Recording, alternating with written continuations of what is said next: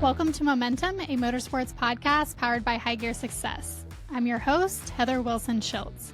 Here we share the stories and strategies that keep the world of motorsports moving forward. My guest today is Annick Magac, the host of FÉROCE Podcast. So thank you so much for joining me. I'm happy to be here, Heather. So you started FÉROCE last fall. Almost a year in. Yeah. So what has that journey been like for you? It was 6 years let's just say at this point, 7 years in the making. So 6 years ago, before I started the podcast, I had this idea for it. I wanted to do it. And then all these things happened in life and it just kept getting put out further and further and further. And believe me, I wish I had started the 6 years earlier because it would have been a lot easier to get followers and grow it. It's a little more difficult now, but it's always best to just start, which is what I always tell people, just start. And it's been a wild ride. A lot of it has been not what I expected in the best of ways.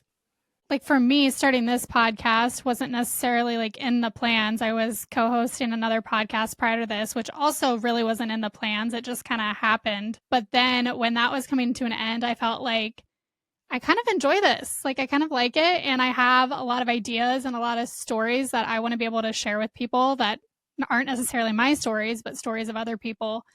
And I just think it's really fun to get to connect with so many different people and share different pieces of the industry. So for me, it's it wasn't even really a project that was on my radar, but then I don't know, it just kind of happened.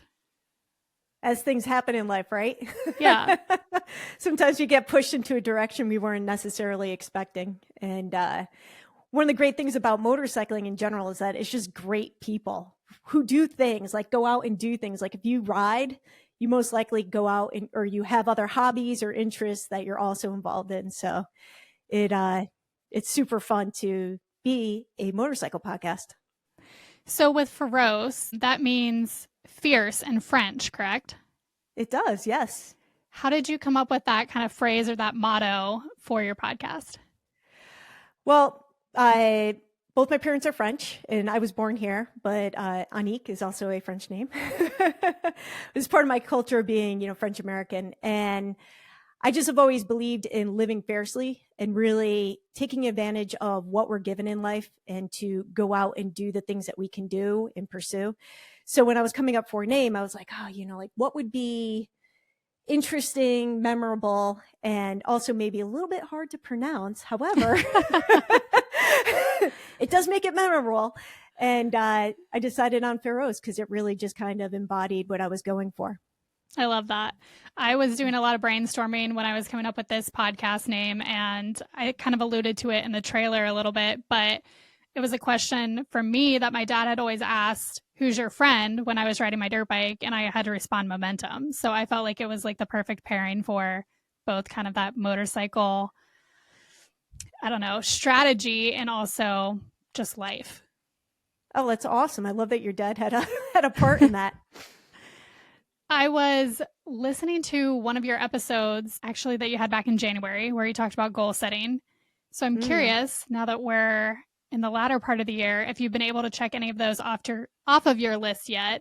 And I kind of have the list if you don't quite remember, because I feel like I wouldn't remember a lot of my goals that I wrote down. I was sitting there and I was like, I know that there's a couple that I'm going to forget. You know what? I know give me the list and then I'll tell you. So one was taking one overnight trip. Mm-hmm. Okay, done. And I know another one was a class. So it ended up, right? Okay. So both of those were checked off. So I'll do the class one first, which I took the adventure, Intro to Adventure by Moto Vermont. And they do an ADV class. It was a full weekend. So that is technically the overnight, but I'll do the overnight on the Dirt Days rally that I just went to. Now, both of these happen to be adventure oriented, but I also did Laconia this past summer as well. So that's also considered overnight. Okay, go. Perfect. Let's see what the other ones were. Attending motorcycle events. I feel like that kind of got lumped into it. Everything's actually been overnight just because there hasn't been anything close to me. Close. That's been happening recently. Yeah. Purchasing, this is a bigger one, purchasing a new motorcycle for long distance travel. No, that has not happened yet. I've test ridden a lot of motorcycles this year, which I do in general, but it's been a great season for really getting out of my comfort zone. Like for the first time I rode Harleys, which in all my motorcycling experience, I had not. So that was really cool, but I haven't chosen yet what I'm going to get. And on another hand, because I've been riding so many different motorcycles, I haven't really felt the need to get one right now personally, because I wouldn't even have time to ride it. Like right now, I'm on a Honda NX 500, which is their mid-sized adventure bike. It seems to be a theme this year with the adventure touring. But not yet. And I'm not sure what it's going to be, but I rode something recently that I was really intrigued by, that I was like, oh, this really fits. Well, I think it's perfect that you can test ride all these different motorcycles to kind of find out what you like. And you're not just like riding them at the dealership. You're taking them out on trips and really getting to get a long experience on them. And I can relate to riding a Harley for the first time when you don't come from that style of background. So when I was at Sturgis motorcycle rally several years ago was my first opportunity to ride a Harley. And I had a 1200 Sportster that they loaned me. And that was really, really fun. Like I'm not a cruiser person, but I felt really comfortable and it was really fun to ride. Yeah, I think the one thing that was like a big realization with the Harleys was actually how comfortable they are to ride. Like all of a sudden it all made sense. I was like, oh, okay, this is why these guys will go out for 1,000-mile days and like not think twice about it. Versus if I'm on a sport bike, I'm like, this is, I'll ride hard for like 3 hours, but like after that, you're like, I think I'll take a break. Well, and I think it's so interesting that people can have such different opinions about the same motorcycle. And I think there's so many different factors that go into that based off of like just what you learn to ride on or what your background is in. With me growing up off-road, I naturally lean towards more adventure style bikes because that feels more comfortable to me than a cruiser. But then there are people who, started riding cruisers and they want nothing to do with a adventure style motorcycle. So I don't know if you've found that same to be true for you. Oh, absolutely. Like even after doing, riding all those Harleys and seeing how they are comfortable, I still prefer to be on a sport oriented upright motorcycle of some sort. So if that's like more like recently I rode an Aprilia Tuono V4 sport bike, more upright handles, or even on this NX 500, like to me, that's super comfortable. And I would be much happier on that ultimately than being more in the clam shape of the cruiser, which just tends to put, even though they're very comfortable, puts a little too much strain on my lower back, or sometimes I don't feel like I have the control of the motorcycle that I do with other styles. So yes, I totally agree with that.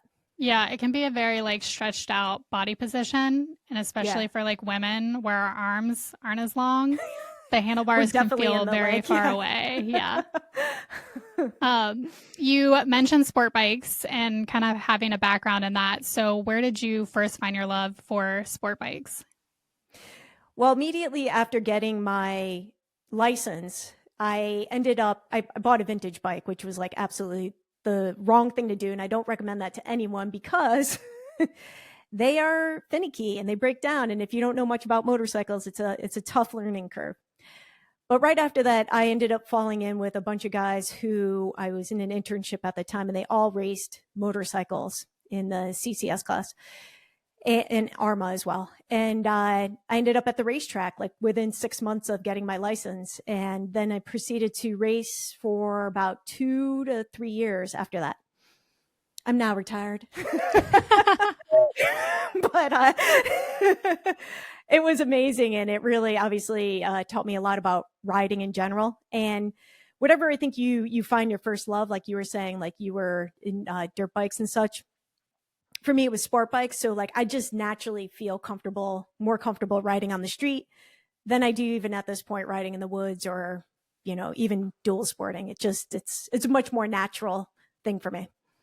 Yeah. And I feel like too, whatever you get into first, like you kind of find your community in that. I'm sure at the racetrack, you probably became friends with people and that just kind of, I don't know, solidifies your your love of that certain style because you've developed friendships within that too.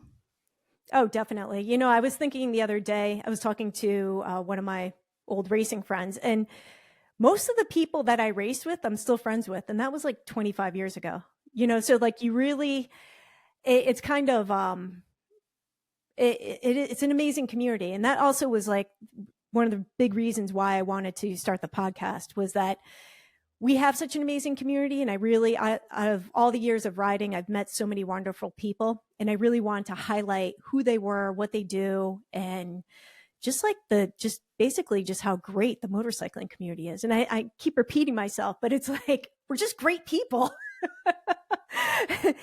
And it's hard to do motorcycling without needing somebody's help. So, you know, you just kind of end up having this like built-in community. Yeah, absolutely. I actually rode a family enduro over the weekend, and I went by myself, and you're lined up 4 people on a row. And so naturally, like, I always introduce myself to whoever I'm riding with, and they're usually there with their friends or whatever. And this guy was next to me, and I introduced myself or whatever. And we were waiting on the starting line, like 4 riders take off every minute in an enduro format. And he like put his fist out and like fist bumped me before we went going. And I was like, I just thought that was like so nice and so cool. I mean, just like motivating. And then a couple laps in, they didn't show up for laps like 2 or 3. I was like all by myself, and these guys were way faster than me. So I was like, what's going on? Like, what happened? And I was on my 3rd lap, and I was riding. It's kind of like around the parking area was part of the track. And I saw him, he was like fist pumping in the air as I went by and like encouraging me. And I was thinking, wait, why isn't he out here with me? Like, he's supposed to be out here. And I talked to him after the race, and they had like messed up their timing because there was breaks in between the laps, and they didn't realize that. So they just went right back out, and he was already done riding by the time like I was starting lap 3 because they had finished way ahead of time. But I just thought that was so cool. Like, that this guy that I just met on the starting line, introducing myself, was like already kind of like cheering you on and just being really supportive. It's so great because you are in competition with each other, and yet also supporting each other. I mean, it's the best. It's totally the best. So I thought that was really cool. What has it been like for you to grow the podcast and the YouTube channel from 0 to what it is today? It's been an unexpected journey, and I started with the vision of just wanting to do the interviews. Like, I thought that that's all I was going to do, was that was the initial format for the podcast. What ended up happening was that on a fluke, I decided to do a solo show. I had been out riding, and as one does, you know, you get into your thoughts and like started thinking about a few different things. And then I was like, you know what? I think I just want to talk about this one subject that I think people have questions about or have a hard time with. And that is how to find people to ride with. I was riding solo at the time. I primarily ride solo even now, but I think that it's like one of those things that people always like ask, like, oh, you know, where do you live? So that they can be like, do you live near me? Like, can we go riding together? So I did the solo episode, and that exploded. And I was like, oh, wait, this is weird. Like, I didn't, people want to hear what I have to say. I'm like, I'm not really interested in what I have to say. I want to know what you have to say. So that started to get me to think like, oh, was this a fluke? Was it just a topic? Or like, should I maybe try another solo episode? And from there, I ended up, doing a few more solo episodes on various topics.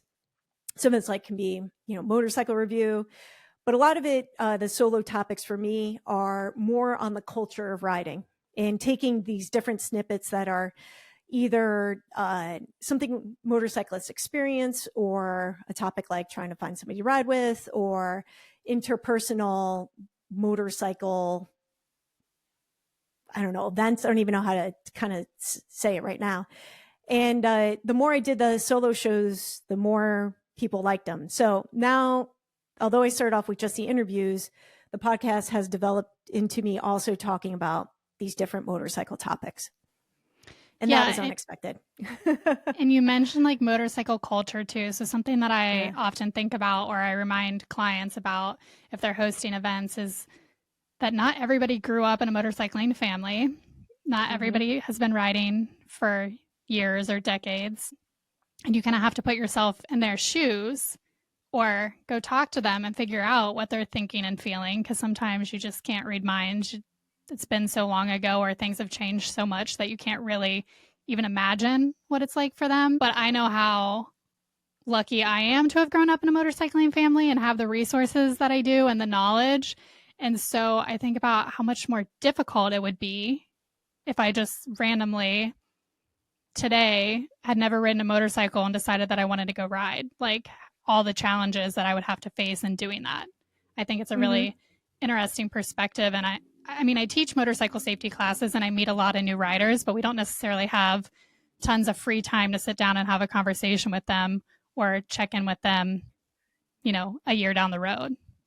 Oh, absolutely. And this year, having gone to more events, because like there's been a period of time, and I think also with like the pandemic, a lot of things didn't happen, right? So like I got out of going to events, and then it also coincided where out of like say the 100 events that I went to one bad event, and I let that one bad event kind of keep me from going to events for a while. And so pretty much I would say like in the past year and a half is when I started to go to events again. And I was like, forgot these are fantastic. And every time that I go to an event, like you're saying, I have a conversation with somebody and I'm like, oh, right.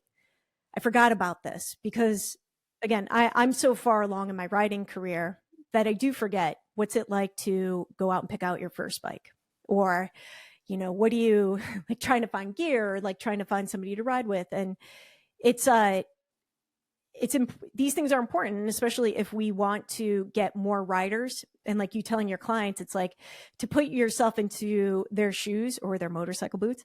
It is very important, because we can definitely get lost on like where we're at, which may not necessarily resonate with the people who are actually watching you or listening to you.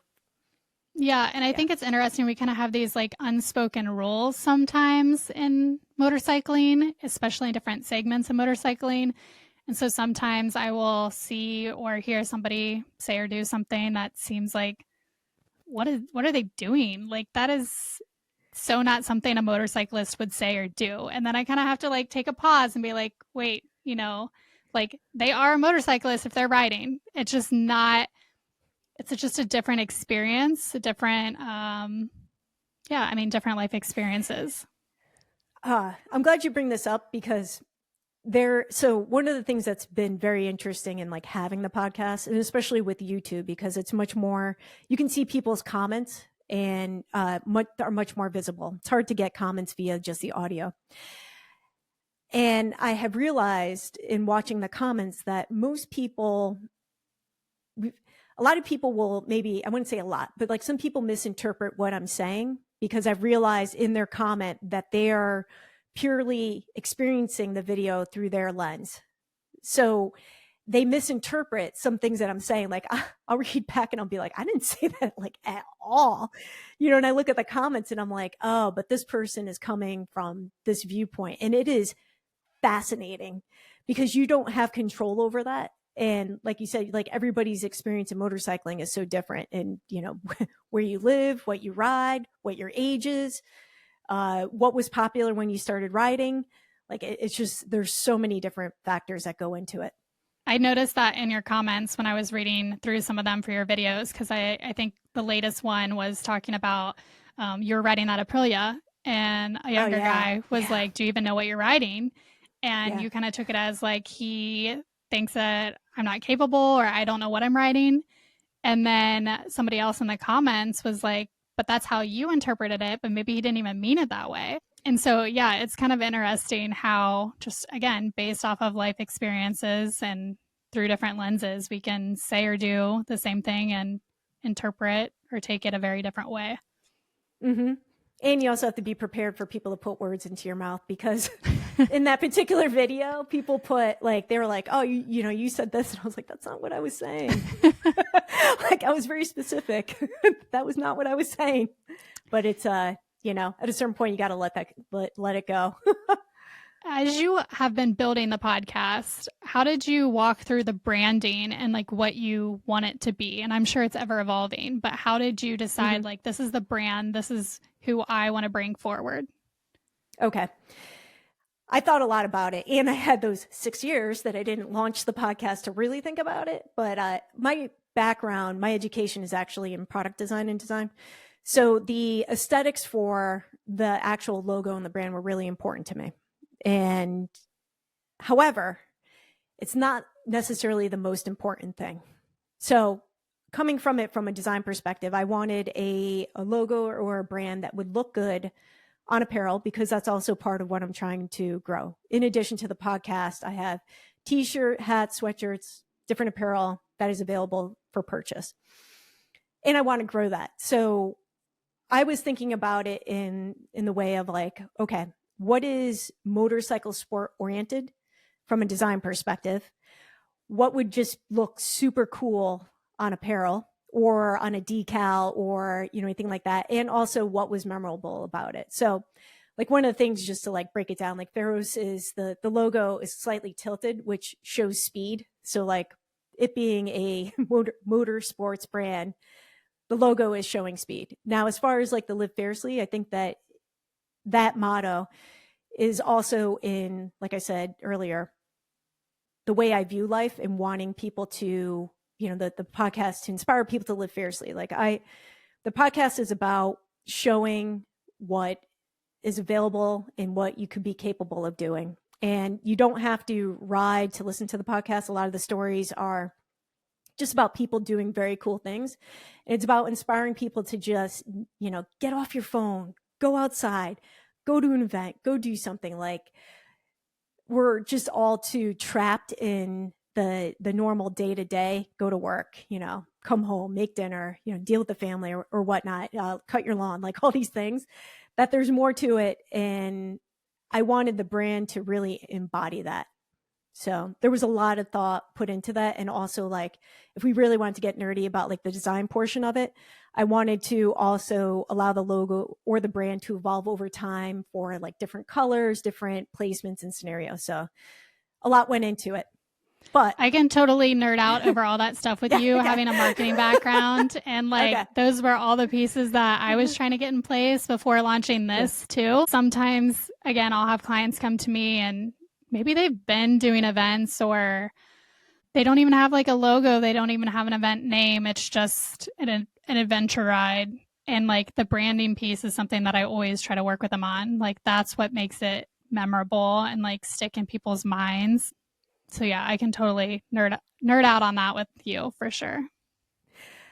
The last thing I want to say about that is also don't get so stuck on it that you don't start the project, right? Because these kind of things can evolve over time. And we always also have to keep in mind, many popular companies have changed their logo over time, whether for the good or the bad, sometimes but because sometimes I think people get stuck in that initial phase of like how everything looks, even launching their first podcast because they don't feel like the audio is good enough or like the story is not good enough, or so they can like get stuck in these beginning stages. And you realize that it will evolve over time. Like I think even within this year, my videos have gotten better as I've learned to edit better. My audio's gotten better as I've upgraded equipment or I've changed my environment, or it will evolve over time. And it is good to go to the pros. So people should go to someone like you who's a professional doing this, because when you look at some logos, you're like, could probably do better. Sometimes I'm not to the pro. Yeah, I'm not a logo designer, but I always say that I can direct graphic designers pretty well. Like I have a vision, and if I can explain it well enough, I work with some really amazing graphic designers that can make it happen. So definitely not a graphic designer myself, but I appreciate, a good, clean logo. Yes, absolutely.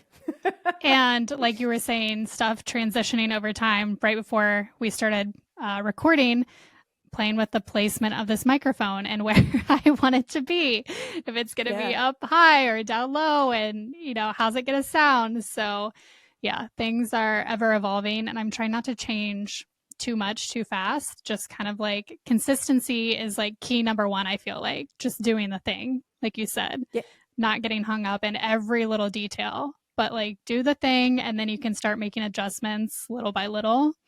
and people probably won't even notice much of the adjustments like we do. But yeah, exactly. That's the most painful lesson because you really, it is hard to get out of that perfectionist thing, but it really, at a certain point, it does become more of a hindrance than a good thing. Do you feel pressure to show up in a certain way or, you know, be perfect every time you press record? And like, how have you navigated that? Oh, I am so happy you brought this topic up. So happy, because it's hard. This is like one of the hardest things, right? So I was raised where in order to show respect to people, like you should show up looking your best. Okay. That's a cultural thing. Like not everybody believes in that, but also I think as being female and like wanting to look your best and feel good, I spend a lot of hours editing. So if I look at a video for hours where I don't feel I look that good, it's like, oh gosh, like you're just like, oh my God. Like, but here's the thing that I realized with motorcycling, and I've had to let this go, which is that if I'm doing a video that's more vlog oriented, I may have been riding in rain for 5 hours or sweating for 9 hours. Like I've just realized, like, as much as I want to control, like being able to show up like this in an interview setting with you, if I'm out there, there are some days that I look rough. Like the lighting's not good. My makeup's smudged. My hair's like a matted mess. It looks like I haven't washed it in weeks. And for me, that's been hard to let go. But I've realized, like, so far in the comments, people have been kind and not been like, wow, you look like a drowned rat today or anything like that. Like, I think like people just accept like this is part of the sport or the hobby. Yeah. Like, you just realize like there's too many factors to show up looking good all the time. And then what you can control, like I'll try to, make sure my hair's done for you. Like even before I came on here, I brushed my teeth and put some perfume on. It's not like you can smell you through the screen. Yeah, exactly. It's just like these old habits die hard. And I don't think that that's necessarily a bad thing, but it is okay to like let some of it go as long as people can hear you and see you enough where you're not fuzzy or, like there's a blur on the screen or anything. Yeah. In my prior podcast, it was just audio. And I love that for a lot of reasons because I could show up however I wanted to look. And convincing myself to do video, like I had the desire to, but also I was really apprehensive about doing this because we are putting ourselves out there in a completely different way. But I also know how many videos I watch and how much people connect with seeing somebody versus just hearing somebody too. Like the different senses and the elements that go into that. So yeah, it's taken some getting used to. And yeah, I still pretty much do my hair and makeup before I come on, but I'm sure there will be times, especially in the winter when I tend to get sick all the time, that it's going to be a little rough and they're just going to have to deal with it. So, well, it goes to your, like, the discipline and consistency that's going to far outweigh us looking like, the best that we can each time. And I have to say that the worst comments, that somebody's ever made with me, like visually or critiquing the way I look or whatnot, I've come to realize that the lurkers and all those people, they come out between midnight and 4 a.m. And most of those people, from what I see, don't have a profile picture. It's like a cartoon. No. Yeah, but they're willing to comment on your appearance, but they won't even show up for you to look at them. Like, what? Totally. So, I'm telling you that witching hour brings people out. I think they've been, having a few, and then they're like, oh, you know what? You're just like, oh, thanks. Oh my goodness. Going back a little bit, so your Harley experience when you went to Laconia, you connected with some other creators in the industry too, correct? Yeah. So this is, you're asking like about this past year. So when I started, it didn't even occur to me that I would be networking with other professionals within, within the scene, like yourself, like you and I, we connected from your other podcast, and now we've like formed a bond, right? So this Laconia came up because another YouTuber started watching my stuff, and then he reached out and he was like, hey, I'm going to go do this thing. Do you want to come along? Which, like, all great motorcycle adventures start, right? And again, this is like what's so great about our community. Like it wasn't weird. Like there was like nothing weird about him asking me this. And when I connected with him, I was like, yeah, like, yes, I'll go do this. Like, this will be a great adventure for me. And through that, doing that event and saying yes, I met him and 4 other guys, and we had such a blast. Like, it was such a great experience. And for me, it's not like the usual motorcycle people that I would hang out with just because we run in different circles, not that we would never be friends. It just wouldn't cross paths. So it was such a delight and a treat to have this come up. And since then, there's been other things that have also come up. Like, I went to Dirt Days because I went to Americade. And then when I was at Dirt Days, I connected with this other guy that I'm going to be doing another event with in the fall. And it's like, it all comes together. And like some of the guests that I've had on, they've been like, oh, hey, they'll call me up and they'll be like, hey, you know what? This so-and-so, this is happening with so-and-so. Would you interview them? And I'd be like, of course I would. And it's been really great from a networking perspective and just having these random things happen, because I could not have charted that out. Like, never would I have expected that. Yeah. It's cool. Yeah. I feel that for sure. And like finding guests for me too. Like, obviously I've been in this industry a long time and I know a lot of people, but there's still so many people that I don't know. And so I always ask my guest to recommend somebody. And that inevitably leads to somebody else really cool to interview that, again, maybe is behind the scenes and people don't really know about. So I think that's a really cool aspect of it. It is. And one of the best interviews that I did came from a recommendation that somebody emailed me and said, you should check out these guys who own Skidmark Garage because they do this thing called Moto Go Cleveland. And they're bringing shop class back to schools.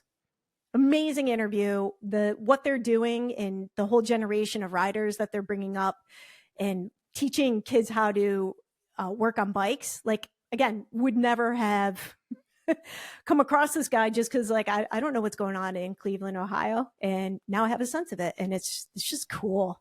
So cool. There are so many, I don't know, even just like little communities happening that you just would never know about until somebody else points you in that direction. Yeah. And for as big as the US is, like, there's these little, like, the riding scene is so different in every part of the United States. So, like, imagine that worldwide. It's just, it's fascinating. Well, tell us what's next for FÉROCE. What are your plans as this continues to evolve? Well, one is to definitely grow my subscribers because I really want to be able to have a wider reach. I also would like to be a little bit more international. So at some point, I would really like to go do some events in Europe or South Africa or even Australia or New Zealand. So I'm putting that out there if anybody wants to invite me to that.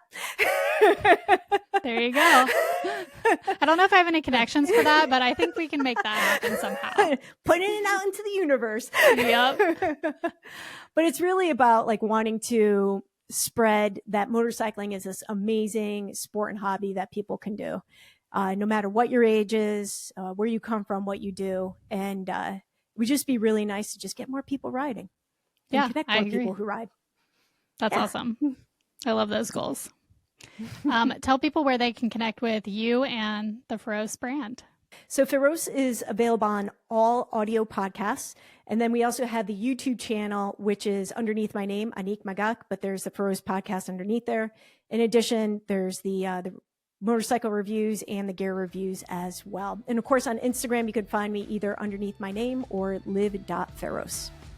Perfect. Well, thank you so much for joining me. And thanks to everybody for tuning in to Momentum. This has been a production of High Gear Success. If you want to connect or recommend a guest, head to MomentumMotorsportsPodcast.com. Until next time, keep the momentum rolling.